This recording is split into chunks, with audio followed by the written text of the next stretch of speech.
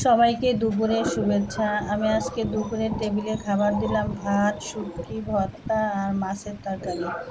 আমি প্রথমেই রান্নাঘরে এসে এক চুলায় ভাত আর এক চুলায় ডাল বসিয়ে দিলাম। ডালটা সিদ্ধ করবো, এটাতে ভর্তা করবো খেসার ডাল। আর আরেক চুলায় দিয়ে দিলাম গাটি কচু সিদ্ধ, এটা মাছ দিয়ে রান্না করব। আমি মূলত এগুলো রান্নাগুলো দেখাবো না, আমি শুটকি কীভাবে রান্না করি সেটাই দেখাবো। আজকে আমি শাক দিয়ে শুটকি রান্না করব।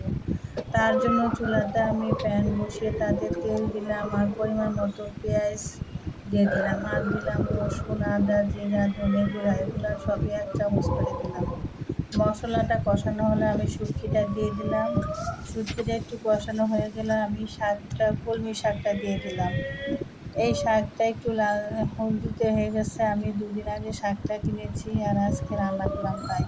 আসলে শাক হতে সময় লাগে না, খুব অল্প সময় হয়ে যায়।